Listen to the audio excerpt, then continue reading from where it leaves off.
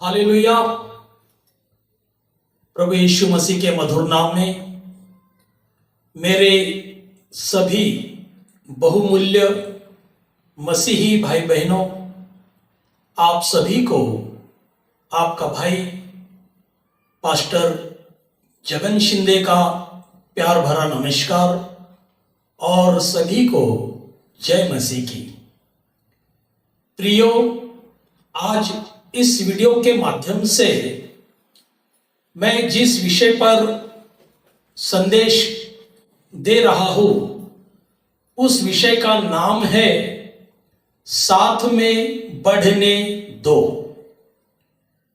साथ में बढ़ने दो, इसका अर्थ यह है कि परमेश्वर ने एक किसान से कहा कि जब तुम फसल काटने जाओगे तो अच्छी फसल और जहरीली फसल इन्हें साथ में बढ़ने दो, ताकि बुरी फसल को निकालने के प्रयास में अच्छी फसल भी ना उखड़ जाए, उसका नुकसान ना हो। इसलिए परमेश्वर ने कहा है साथ में बढ़ने दो। तो मैं परमेश्वर को धन्यवाद देता हूं आज के सुंदर समय के लिए और इस अच्छे विषय के लिए जो इस वीडियो को देखने वाले और सुनने वाले मेरे सभी मसीही भाई बहनों के लिए आशीष का कारण हो, अनुग्रह का कारण हो, परमेश्वर की कृपा का कारण हो और इस वचन से हम सब परमेश्वर की वाणी को सुनने का प्रयास करें। तो आइए, इस वचन को मैंने आज लिया है मत्ती रचित सुसमाचार, इसके 13 अध्याय से आज हम लोग इस विषय पर बात करेंगे। तो प्रभु को धन्यवाद हो। मैं इस वचन को पढ़ता हूं। यहां ऐसा लिखा है, जंगली बीज का दृष्टांत। जंगली बीज का दृष्टांत। यहां पर मत्ती रचित सुसमाचार में उसका 13 अध्याय और 24 वचन से लिखा है। उसके आगे यीशु ने उन्हें एक और दृष्टांत दिया। स्वर्ग का राज्य उस मनुष्य के समान है जिसने अपने खेत में अच्छा बीज बोया, पर जब लोग सो रहे थे तो उसका शत्रु आकर गेहूं के बीच में जंगली बीज बोकर चला गया। एक किसान ने अपने खेती में गेहूं का अच्छा बीज बोया था और वो फिर सोने के लिए चला गया, लेकिन एक शत्रु ने उसी गेहूं के अच्छे बीज में जमीन में कुछ जहरीले बीज डालकर चला गया रात के अंधेरे समय में, जब किसान सो रहा था। तो पर जब लोग सो रहे थे तो उसका शत्रु आकर गेहूं के बीच जंगली बीज बोकर चला गया। जब अंकुर निकले और बालें लगी तो जंगली दाने के पौधे भी दिखाई दिए। इस पर गृहस्थ ने दासों से आकर कहा, हे स्वामी, क्या तूने अपने खेत में अच्छा बीज न बोया था? हे स्वामी, तूने अपने खेत में क्या अच्छा बीज नहीं बोया था? फिर जंगली दाने के पौधे उसमें कहां से आए? स्वामी, क्या तूने अच्छा बीज बोया था तो फिर उसमें ये जंगली दाने कहां से आए? उसने उनसे कहा, यह किसी शत्रु का काम है। दासों ने उससे कहा, क्या तेरी इच्छा है कि हम जाकर उनको बटोर ले? उसने कहा, नहीं, ऐसा न हो कि जंगली दाने के पौधे बटोरते हुए तुम उनके साथ गेहूं भी उखाड़ लो। कटनी तक दोनों को एक साथ में बढ़ने दो और कटनी के समय मैं काटने वालों से कहूंगा कि पहले जंगली दाने के पौधे बटोर कर जलाने के लिए उनके गट्ठे बांध लो। मैं कटनी करने वाले दासों से कहूंगा कि जो जंगली पौधे हैं उन्हें बांधकर उनके गट्ठे बनाओ ताकि उनको जलाया जा सके, और गेहूं को मेरे खत्ते में जमा करो। गेहूं को मेरे खत्ते में जमा करो, और जंगली जो झाड़ है, जंगली जो फसल है, उसको उखाड़ कर उसके गट्ठे बनाओ और उसको आग में जला दिया जाएगा। लेकिन कटनी से पहले यदि इन जहरीले और जंगली फसल को हम काटने का प्रयास करेंगे तो उसके साथ साथ में गेहूं के झाड़ भी उखाड़े जा सकते हैं। कहने का मतलब यही है कि जब अच्छे लोगों को, जब हम बुरे लोगों को नाश करने वाले हैं, जब दुष्ट की न्याय के समय में दुष्ट का नाश करना अगर हम चाहते हैं, परमेश्वर ने कहा अगर मैं दुष्ट का नाश करने के लिए चाहूं कटनी के समय से पहले ही, तो मेरे अच्छे लोग भी उनके साथ में नष्ट हो सकते हैं। इसीलिए उन्हें साथ में बढ़ने दो। कब तक? जब तक कटनी का समय नहीं आता है तब तक। और फिर मैं कटनी के समय अपने दासों से कहूंगा कि जंगली बीज, जंगली फसल को पहले निकाल लो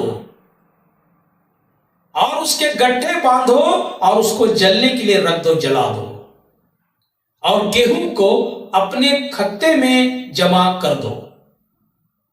तो परमेश्वर को इस दृष्टांत के लिए धन्यवाद हो। कई बार क्या होता है संसार में, हम लोग सोचते हैं, सभी लोग ऐसा सोचते हैं कि पापी लोग, दुष्ट लोग इतने आनंदित, इतने खुश और इतने सुख संपन्न कैसे है? दुष्टों के पास भी बहुत कुछ है। धर्मी जन से भी ज्यादा दुष्टों ने अपने लिए बहुत कुछ इकट्ठा करके रखा है। तो ये कैसे हुआ कि दुष्ट ये धर्मी जन से भी ज्यादा आनंद मना रहे हैं और धर्मी जन परमेश्वर के अनुग्रह की बाट जोहते रहते हैं? तो दुष्ट का नाश इसीलिए परमेश्वर नहीं करते हैं क्योंकि वो कटनी के समय तक इंतजार कर रहे हैं। कटनी के समय में वो जंगली बीज, वो दुष्टता, उसको गड्ढे में बांधकर जलाने के लिए रखा गया है। तो आइए इसमें से कुछ अगर हम देखेंगे तो प्रभु के शिष्यों ने भी प्रभु से कई सवाल पूछे थे कि गुरुजी ये जंगली बीज क्या है और अच्छी फसल क्या है और अच्छा बीज बोने वाला कौन है और अच्छा बीज क्या है और बुरा बीज क्या है। तो इसी के 13 अध्याय और 37 वचन में, 37 वचन में अगर हम देखेंगे तो वहां ऐसा लिखा है, अच्छा बीज बोने वाला कौन है वो है मनुष्य का पुत्र प्रभु यीशु मसीह। अच्छा बीज बोने वाला है प्रभु यीशु मसीह, जिसको मनुष्य का पुत्र कहा गया है। प्रभु ने अच्छा बीज बोया है और उसी के 13 अध्याय 38 वचन में लिखा है, खेत क्या है? यहां खेत किसे कहा गया है? क्या है खेत? कौन सा खेत? तो खेत के विषय में लिखा है, यह संसार वो खेत है जहां पर प्रभु ने अच्छे बीज को बोया है। इस संसार में प्रभु यीशु मसीह ने धार्मिकता की बातों को बोया है। इस संसार रूपी खेत में प्रभु ने उद्धार की बातों को बोया है, उद्धार के बीज को बोया है। एक संसार रूपी खेत में इस संसार को खेत कहा गया है और उसमें अच्छा बीज बोने वाला हमारा प्रभु यीशु मसीह है। प्रभु ने इस संसार में धार्मिकता का, उद्धार का, प्रेम का, विश्वास का बीज बोया है। इस संसार में यीशु मसीह ने यह महान काम किया है, लेकिन दुष्ट ने उसमें जंगली बीज को मिक्स कर दिया है। दुष्ट ने जंगली बीज को उसमें धोखे से बोया है। तो यह संसार ही एक खेत है जिसमें प्रभु ने अच्छा बीज बोया। और मत्ती रचित सुसमाचार उसके 13 अध्याय 38 वचन में अगर हम पढ़ेंगे, उससे आगे 2-3 वचन लिखे हैं। तो अच्छा बीज कौन है? अच्छा बीज कौन है? तो यहां लिखा है, अच्छा बीज राज्य के संतान है। अच्छा बीज कौन है? राज्य के संतान, यानी कि प्रभु के चुने हुए लोग। प्रभु के चुने हुए लोगों को अच्छा बीज कहा गया है, जो प्रभु ने इस संसार रूपी खेत में बोया है। यह अच्छा बीज आप, मैं और प्रभु पर विश्वास करने वाले जितने भी लोग हैं, इनको बाइबल बताती है कि वो अच्छा बीज है। और अच्छा बीज अच्छी फसल को लेकर आता है। हम अच्छी फसल देने वाले अच्छे बीज हैं जो प्रभु यीशु मसीह ने इस संसार में बोए हैं। तो यहां पर अच्छे बीज प्रभु के लोगों को कहा गया है। अब जंगली बीज कौन है? जंगली बीज क्या है? तो अगर हम देखेंगे यहां पर जंगली बीज, ये दुष्ट के संतान को कहा गया है। जंगली बीज दुष्ट के संतान को कहा गया है।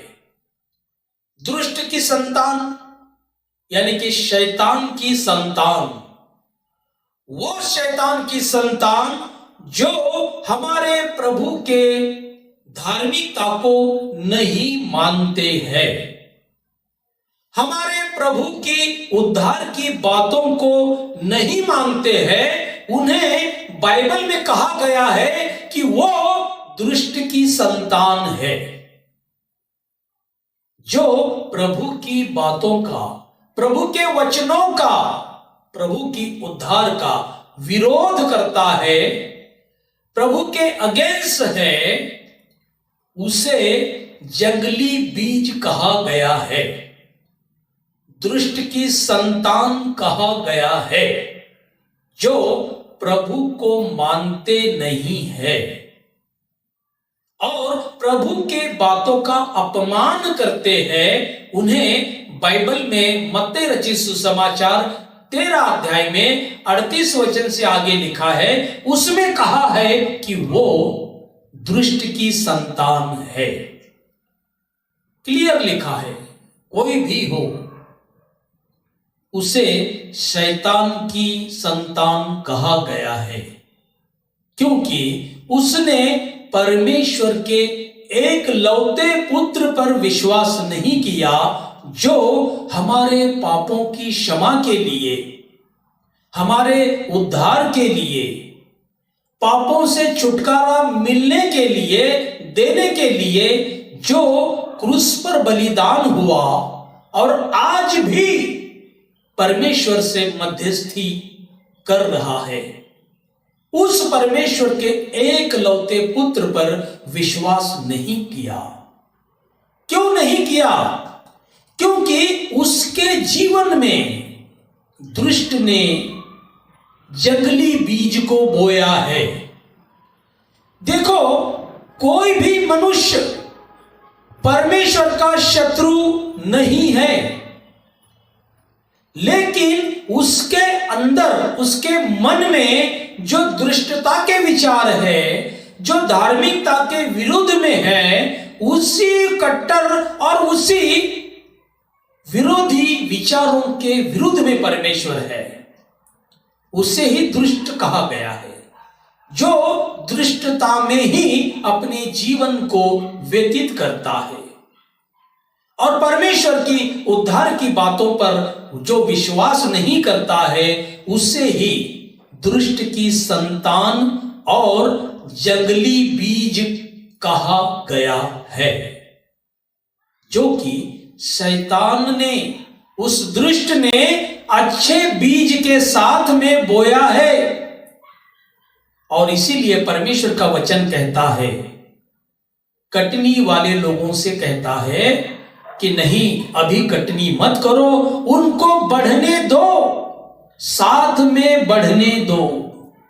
मैं कटनी के समय जब आऊंगा तो मैं उन दुष्ट को पहले, उस दुष्ट की संतान को, उस दुष्ट को पहले उसके गड्ढे बनाकर निरंतर जलने वाली नरक की आग में डाल दूंगा, और उसके बाद में मेरे गेहूं को, यानी कि मेरे चुने हुए लोगों को अपने खत्ते में, यानी कि अपने स्वर्ग राज्य में ले लूंगा। उन्हें मैं अपने परमेश्वर के स्वर्ग राज्य में लेकर जाऊंगा। लेकिन दुष्ट के संतान को निरंतर अनंत काल तक जलने वाली नरक की भयंकर अग्नि में डाला जाएगा। उसे ही दुष्ट की संतान और जंगली बीज कहा गया है।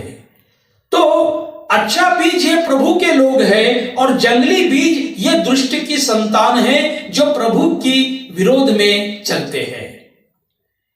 और जिस शत्रु ने यह जंगली बीज बोया है, वो कौन है? जिस शत्रु ने अच्छे बीज के साथ में जंगली बीज को बोया है, वो शत्रु कौन है? तो उस शत्रु के बारे में बाइबल बताती है, वो शैतान है। वो दुष्ट शैतान है जिसने अच्छी फसल में, अच्छे बीज में जंगली बीजों को मिला दिया है। ये वो दुष्ट शैतान है। कोई मनुष्य परमेश्वर के विरोध में नहीं है, परमेश्वर किसी मनुष्य के विरोध में नहीं है, लेकिन ये दुष्ट, ये शैतान उनके मन में दुष्ट विचारों को डालता है और उनके जीवन में, उनके अच्छे जीवन में जंगली बीज को डालकर उन्हें दुष्ट की संतान बनाता है, शैतान की संतान बनाता है। परमेश्वर किसी मनुष्य का नाश नहीं करना चाहते, लेकिन किसी मनुष्य के अंदर जो दुष्टता भरी है, जो परमेश्वर की आज्ञाओं के विरुद्ध में है, जो परमेश्वर की इच्छा के विरुद्ध में है, उस दुष्टता को मिटाना चाहते हैं। और कटनी के समय, प्रभु न्याय के समय ये करने वाले हैं। और आगे लिखा है कि जिस शत्रु ने यह जंगली बीज बोया वो कौन है? वो शैतान है, वो दुष्ट है। और यहां पर एक सवाल आया, फिर कटनी क्या है? कटनी क्या है? तो कटनी यह जगत का अंत है। कटनी किसे कहा गया? युग की समाप्ति। जब प्रभु अपने दूतों के साथ में इस जगत में न्याय करने के लिए आएंगे, वो कटनी का समय होगा, युग की समाप्ति का समय। युग की समाप्ति का समय, उसे कटनी का समय कहा गया है। उसी समय दुष्ट और परमेश्वर के लोगों को अलग किया जाएगा। और कटनी करने वाले ये परमेश्वर के स्वर्गदूत हैं। परमेश्वर को धन्यवाद हो इस सुंदर वचन के लिए, इस सुंदर संदेश के लिए जो प्रभु ने आज हमें दिया है। और 13 अध्याय उसका 41 और 42 वचन में लिखा है, कुकर्म करने वालों को और ठोकर का कारण बनने वालों को इकट्ठा किया जाएगा और उन्हें आग के कुंड में डाला जाएगा। वहां रोना और दांत पीसना होगा। कुकर्म करने वालों को और ठोकर का कारण बनने वालों को इकट्ठा किया जाएगा और उन्हें आग के कुंड में डाला जाएगा, जहां पर रोना और दांत पीसना होगा। लेकिन धर्मी लोग अपने पिता के राज्य में सूर्य के समान चमकेंगे। लेकिन धर्मी लोग अपने पिता के राज्य में सूर्य के समान चमकेंगे, वहां आनंद ही आनंद होगा परमेश्वर के राज्य में। तो यही परमेश्वर का वचन कहता है कि जिसे कान है वो सुन ले कि प्रभु का वचन क्या कहता है। प्रभु को धन्यवाद हो आज के संदेश के लिए। मेरे सुनने वाले सभी भाई बहनों को प्रभु आशीष दे और सभी पर प्रभु का अनुग्रह हो। यदि आपको ये मैसेज अच्छा लगता है तो आप कमेंट करके मुझसे जरूर बात कर सकते हैं। प्रभु आप सभी को आशीष करे। God bless all of you. जय मसीह की जय मसीह।